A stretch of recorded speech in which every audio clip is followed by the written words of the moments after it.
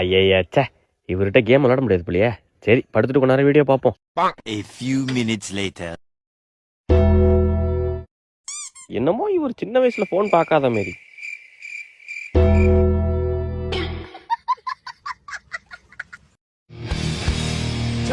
யோ ஆயோ.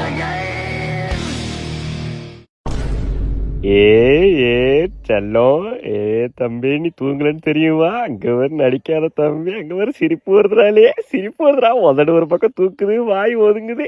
சிரிப்ப பாருங்கடாடே, சிரிக்க. அவன்